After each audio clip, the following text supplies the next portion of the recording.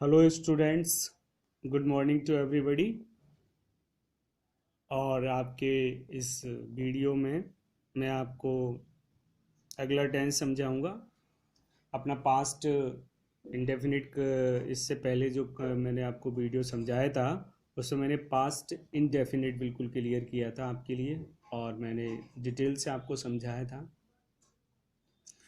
Adverb भी उसके लिखाए थे मैंने आपको हिंदी में, कुछ ट्रांसलेट सेंटेंस भी मैंने आपको बोले थे, वो कंप्लीट करने थे। और मेन एडवर्ब आपको बाय हार्ट मतलब याद करने थे, और उसकी सहायता से अपन को correct form of the verb भरने थे।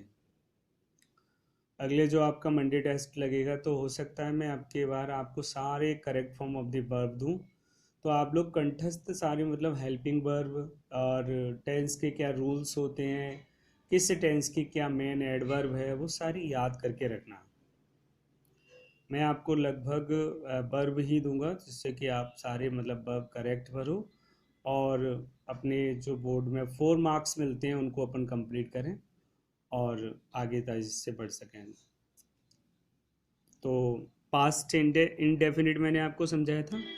आज मैं आपको पास्ट कंटिन्यूस समझाऊंगा कि इसका यूज़ किस प्रकार से करते हैं, और ये सेंटेंस कौन से होते हैं जो ऐसे कौन से सेंटेंस होते हैं जो पास्ट कंटिन्यूस होते हैं और इनको हम पास्ट कंटिन्यूस में बनाते हैं। देखो, इसमें हिंदी वाक्यों के क्रिया के अंत में तो रहा था, रही थे, रहे आते हैं, आदि शब्द आते हैं।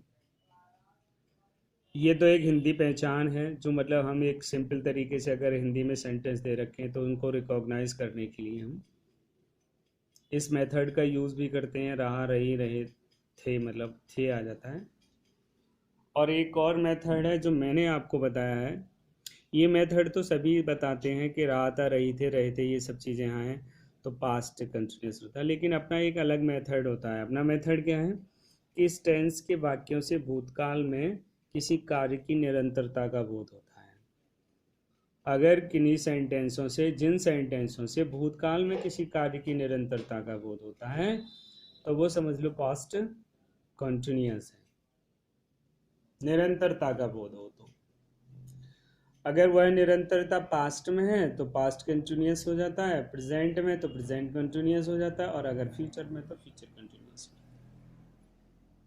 लेकिन देखना ये पड़ता है कि टेंस का मतलब सेंटेंस जो है वो क्या कह रहा है, निरंतरता कह रहा है, कंप्लीट कह रहा है, या केवल सेंटेंस से चर्चा की जा रही है बातों की। तो वो सब चीज़ें अपन को खुद पहचानना है। उसी के ये डिसाइड करने के बाद हम सेंटेंस को आसानी से बना सकते हैं। अच्छा, इसमें फिर अपनी एक हेल्पिंग वर्ब होती है इस टेंस की। तो कर्ता एक वचन के साथ तो इसमें अपन हेल्पिंग वर्ब वॉज लगाते हैं, और बहुवचन के साथ अपन वर का प्रयोग करते हैं, और मेन वर्ब में आईएनजी जोड़ देते हैं। मेन वर्ब आएगी तो उसमें आईएनजी जोड़ दी जाएगी। मतलब जो मेन वर्ब होगी उसमें आईएनजी जोड़ देंगे, और मेन वर्ब से पहले जो हेल्पिंग वर्ब यूज करेंगे वो वॉज और वर्ब यूज करेंगे। अगर कर्ता एक वचन होगा तो वॉज लगाएंगे, और अगर कर्ता बहुवचन होगा तो वर लगाएंगे। अच्छा, जैसे मोहन अपना गृह कार्य कर रहा था, तो ये बनेगा Mohan was doing his homework. Mohan was doing his homework. आप क्या कर रहे थे, what were you doing, question mark. तो इस प्रकार से अपन बहुत सारे सेंटेंस हिंदी में बना सकते हैं। तुम कहाँ से आ रहे थे, तुम्हें कौन बुला रहा था, रमेश अपना गृह कार्य कर रहा था, चिड़ियाँ आकाश में उड़ रही थी, किसान अपने खेतों को जोत रहे थे, सीता अपने कमरे में सो रही थी, क्या तुम अपने गांव से आ रहे थे। इस प्रकार से हम हिंदी के सेंटेंसों को इंग्लिश में ट्रांसलेट कर सकते हैं। लेकिन देखो, मैंने जितने भी सेंटेंस अभी आपको हिंदी में बोले उन सबसे मतलब ये नहीं है कि हमें सीधा मतलब एक रट लिया जाए कि ये तो सीधे कंटिन्यूस है तो सीधा पॉज पर लगा के नहीं। ये देखो, जो मैंने सेंटेंस बोले हैं कि वाकई उसमें कार्य की निरंतरता का बोध हो रहा है या नहीं हो रहा है। भाई हम जो चीज़ बता रहे हैं वो सेंटेंस से क्लियर हो भी रही है, नहीं हो रही है, हो सकता है हम गलत बता रहे हो। तो ये सब चीज़ें भी आप लोग थोड़ा दिमाग लगा करके सोचते जाया करो कि हाँ, जो सर ने एक अलग से मेथड बताया है वो उसमें वो मेथड उसमें यूज़ हो भी रहा है या नहीं हो रहा है, या फिर जो हमारा पुराना मेथड है वही सही है।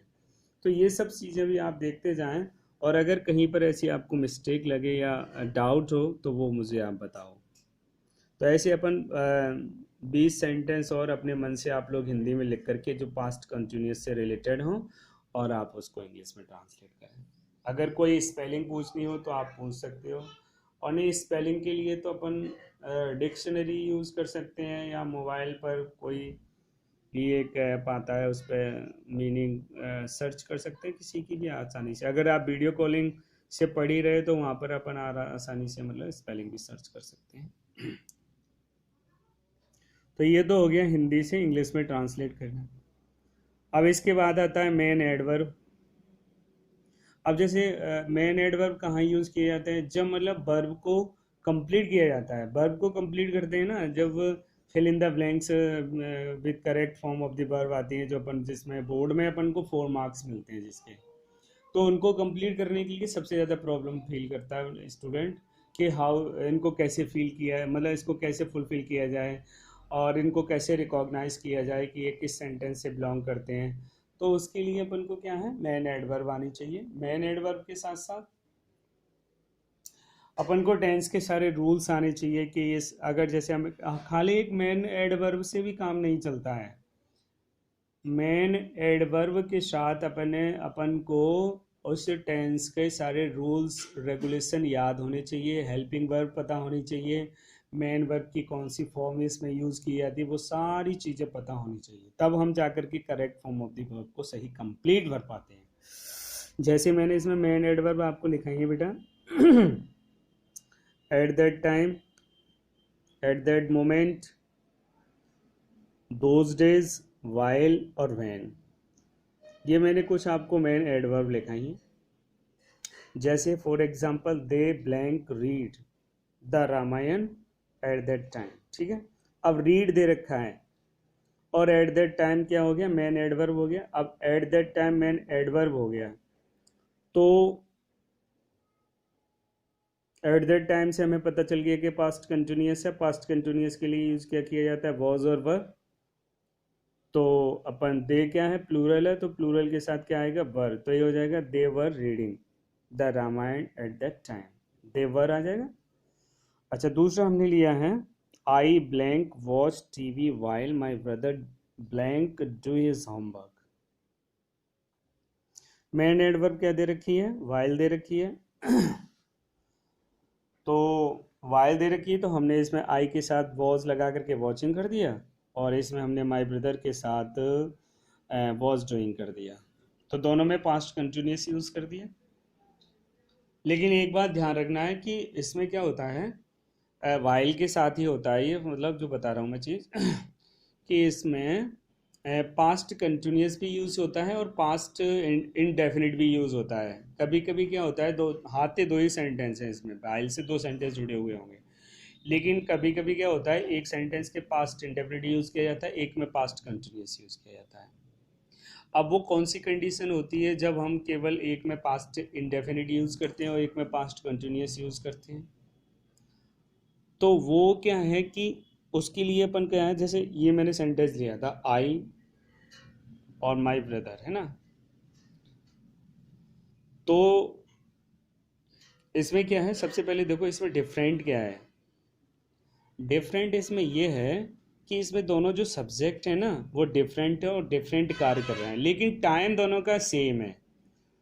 टाइम तो सेम है लेकिन सब्जेक्ट जो है ना, करने वाला जो करता है वो डिफरेंट है, अलग अलग हैं दोनों। एक में तो मैं खुद हूँ और दूसरे में मेरा भाई है, तो उसने अपने भाई और अपने स्वयं के कार्य को दर्शाया है सेम टाइम में, लेकिन काम दोनों अलग ही अलग कर रहे हैं, दोनों व्यक्ति अलग हैं।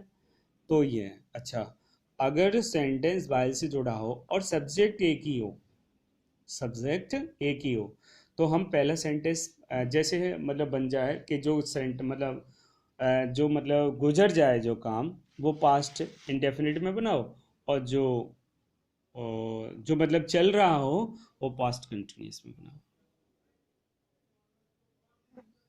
इस प्रकार से तो कहने का मतलब ये अपन को ये ध्यान रखना है कि अगर भाई से जुड़े हुए सेंटेंस हो और अगर सब्जेक्ट डिफरेंट हो तो दोनों में पास्ट कंटिन्यूस यूज करो, और वाई से जुड़ा हुआ सेंटेंस हो लेकिन सब्जेक्ट दोनों का क्या बोलते हैं सेम हो, सेम दोनों में एक ही सब्जेक्ट हो और मतलब कार्य अलग अलग हैं, तो पहले जो मतलब कार्य हो चुका है उसे पास्ट, एक तो उसमें एक सेंटेंस पास्ट इंडेफिनिट का बनता है और दूसरा सेंटेंस अपना अपन बना सकते हैं, उसमें क्या बोलते हैं पास्ट कंटिन्यूस में बनाते हैं।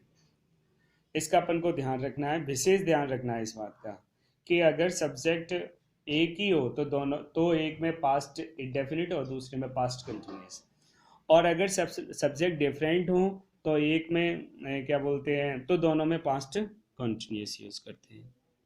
तो इस प्रकार से अपन इसको कंप्लीट कर सकते हैं। ओके, तो ये हो गया अपना पास्ट कंटिन्यूस हो गया आज कंप्लीट।